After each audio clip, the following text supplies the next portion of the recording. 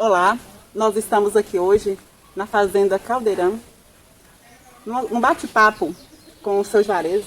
E hoje nós tiramos um tempinho para conversarmos com ele e utilizar essa conversa nos projetos que a Secretaria Municipal de Educação trabalhará neste ano, no decorrer do ano 2021.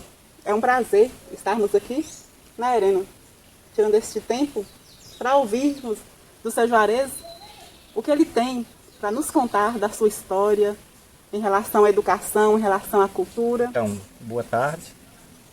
Mais do que uma alegria, para mim é uma honra receber pessoas tão maravilhosas quanto você e Helena. E também é um prazer passar todas as informações daquilo que eu vivi. Então o senhor começa contando para nós um pouquinho assim, quem é o seu Juarez Ferreira? Juarez Ferreira é uma pessoa simples, nascida e criada aqui, nessa região aqui, na comunidade Caldeirão.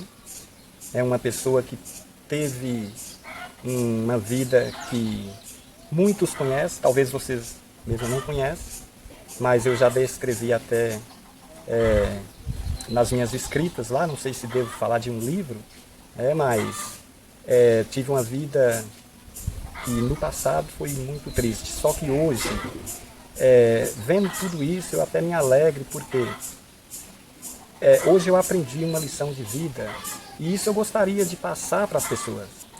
Diante da situação que eu vivi, hoje eu me sinto realizado só pelo fato assim, de estar sendo reconhecido pelas pessoas. Eu já sinto que é uma grande coisa na minha vida. Infelizmente, eu não tive condição de estudar, como eu já falei isso para tanta gente.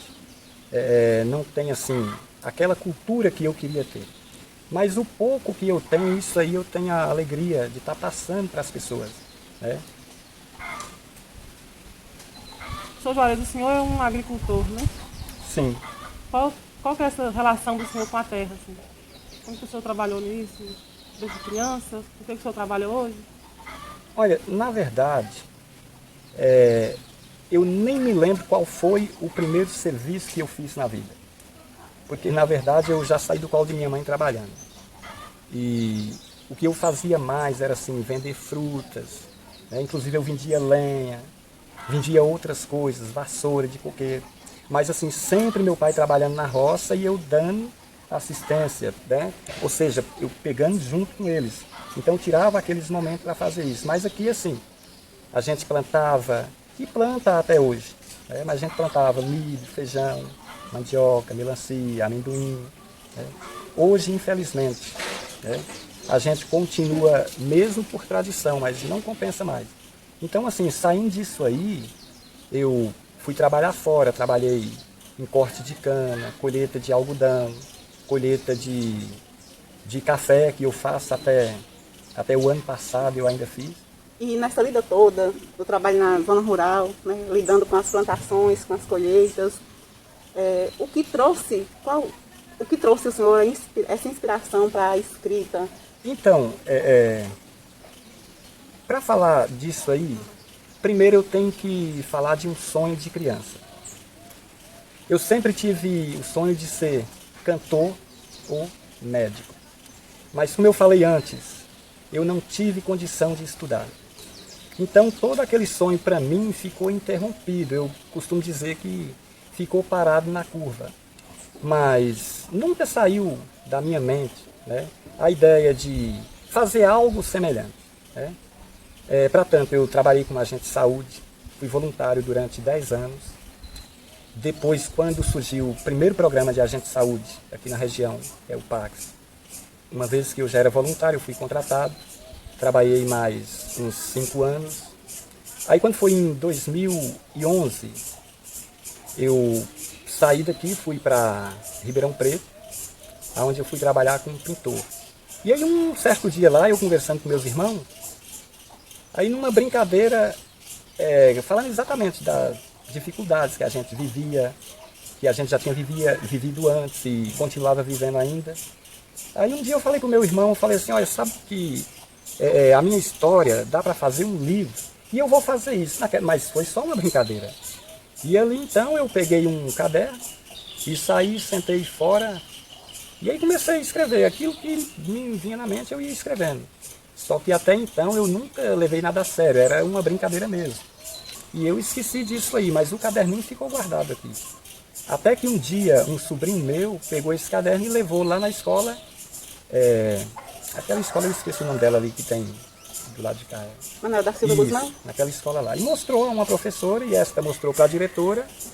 E elas acharam assim uma coisa interessante. Até que me fez o convite para ir lá. Aí eu fui um dia lá e apresentei a minha pessoa. E até li essa história lá para eles lá. Causou uma emoção muito grande, muitas lá, inclusive. No momento, depois que eu cheguei assim já quase para o final da leitura, eu olhava dos lados e eu pude ver 5 mulheres lá chorando, entendeu? Certeza que ao ouvir aqueles relatos de tantas dificuldades, ela se comoveu. Só que parou por ali também. Até que um dia, Fernanda mostrou para a Helena aqui. Eu te conheço há muito tempo, né? Eu acredito que bem mais, desde quando eu tinha uns 12 anos, eu acredito. E eu nunca ouvi falar que Juarez tinha escrito uma letra, né, que trouxesse esse grande benefício para a cultura de Itinga, né? E foi só agora que, sentada lá na secretaria, trabalhando, aí a Arena falando, o livro do seu Juarez, algo do seu Juarez. Eu falei, Arena, quem é Juarez? Aí o dia que você chegou lá e conversou com a Arena, que eu te vi lá, depois que você saiu, aí eu falei pra Arena assim, Arena, é esse aí que é seu Juarez? A Arena falou comigo, Arena, eu conheço Juarez. Seu Juarez, o trabalho que o senhor faz tem uma qualidade muito grande, assim, de ritmo, de rima, de conteúdo também. De onde que o senhor escutava cordel para ter noção, assim, da construção poética do cordel? Olha, deixa eu te falar. Por incrível que pareça, é aquilo que eu falei antes. Era o sonho de ser cantor. Quando eu tinha assim uns 13 anos, eu comecei a ouvir música com um pessoal que trabalhava fora, até uns parentes do meu pai. Ele trouxe de lá, de onde ele estava trabalhando, chamava de toca-disco, radiola, uma coisa assim, que usava um disco. E aí eu ouvi umas músicas, inclusive, de Amado Batista. E eu percebia que umas palavras rimavam com a outra. E quando eu me tornei assim um fã tão doente dele, foi que me surgiu essa ideia e esse desejo de fazer coisas rimadas.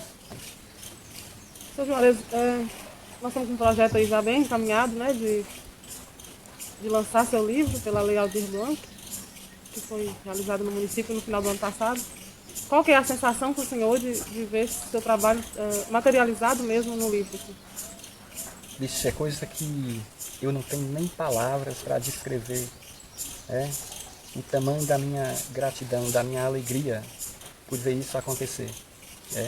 Porque se eu for pensar no que eu estudei, aonde foi que eu estudei, as condições que eu tive de estudar, ver hoje um trabalho que é um trabalho artístico, realizado, sendo por minha autoria, para mim é muita honra. Eu me orgulho muito disso. E o senhor continua escrevendo? Então, assim, na medida do que eu posso, eu vou fazendo alguma coisa. Inclusive, eu já pensei um plano aí de fazer um outro trabalho, e eu quero até entrar nesse assunto dessa pandemia, quero falar um monte de coisas sobre isso. E sobre outras coisas, entendeu? Eu quero fazer um trabalho assim, bem maior do que esse primeiro, entendeu? Eu já escrevi um monte de coisa, mas como eu estava explicando aqui para a Alessandra, às vezes eu pego assim, uma hora eu estou com um caderninho aqui, tem uma caneta, eu penso em alguma coisa, eu escrevo alguns versinhos aqui, depois amanhã eu penso em outra coisa, às vezes uma coisa até diferente, eu vou escrevendo ali, só que quando tiver tudo pronto eu vou corrigindo e vou colocando. Organizando. Organizando, cada coisa em seu lugar, entendeu? Eu vou até pegar um caderno ali. Nessas palavras se vê o triunfo da verdade. O que diz as Escrituras no tempo da antiguidade, hoje nós vivenciamos a pura realidade. Deus criou o universo na mais nobre perfeição. Fez o céu e fez a terra para nossa habitação, demonstrando seu amor para toda geração. Mas muitos, infelizmente, perverteu o coração. É filho matando pai, irmão matando irmão, e os justos contemplando esta triste situação. A cada dia que passa, os crimes vão aumentando. O mundo está vivendo um filme de bang bang. Se torcermos os jornais, derramam gotas de sangue.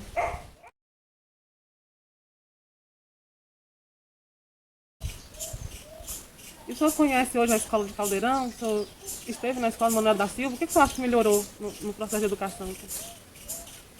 Olha, melhorou tudo. Ou seja, eu nem chego a dizer que melhorou. Foi uma coisa que começou, porque na verdade eu não cheguei a estudar em nenhuma dessas escolas aí. Eu estudei era uma escola em uma casinha que tinha ali perto de Valteí, não sei se vocês conhecem. Tinha uma casinha bem ali, bem onde que é a casa de Valteí.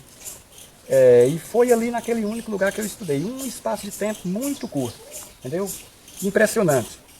Eu não estudei primeiro, segundo. Não, eu já fui, eu entrei na escola, daí uns poucos dias eu já escrevia meu nome, o que a professora escrevia, do jeito que ela escrevia. Eu olhava, eu copiava tudo certinho. E nisso, meu pai só comprou para mim um ABC, que naquela época, hoje não existe mais, né? Era um livrinho bem pequenininho, né, que tinha as letras do alfabeto e depois no final tinha algumas palavrinhas lá.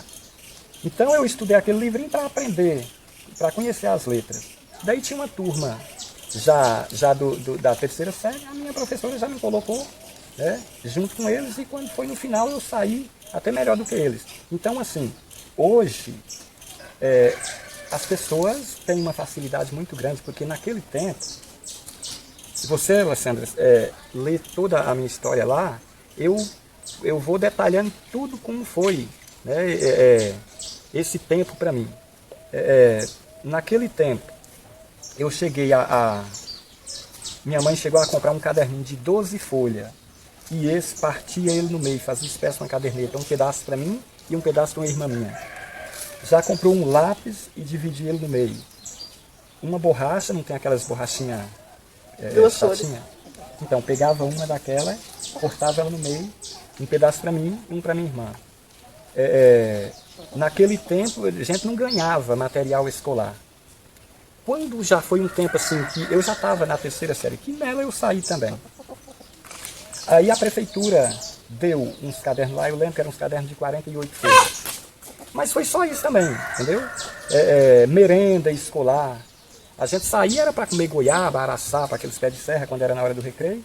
Aí quando também já foi quase no final, chegou a vir umas merendas. Então assim, hoje não tem uma mudança. Hoje foi feita o que precisava fazer, entendeu? Prédio escolar, carteira. As crianças têm comodidade de sobra. Antes, quando eu estudei, sentava no chão, ou se não, sentava num adobe. E é tanto que hoje para mim chegar e sentar numa cadeira, colocar um caderno em cima da mesa para mim escrever, eu não vou bem. Eu tenho que sentar do jeito que eu estou aqui, colocar o caderno na perna aqui, que eu escrevo, porque foi assim que eu aprendi, entendeu? Dizer que não precisa mais, eu não posso dizer isso, claro, que precisa.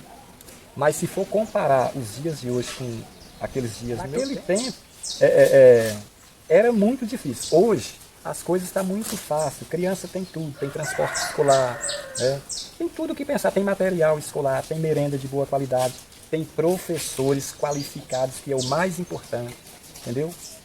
Diante dessa dificuldade que o senhor relata, né, na época que o senhor era criança, que não teve condições de estudar, o que o senhor deixa para a criançada e a juventude de hoje em relação a ler, a questão de leitura, de estudar? Eu creio que a pessoa tem que ter um pouco de curiosidade. Diante do desejo que a pessoa tem que ter um pouco de curiosidade. E a melhor coisa é não desistir. Mesmo que tudo pareça que não está dando certo, mas não desista. Siga em frente. Porque um dia a pessoa vai conseguir. Entendeu?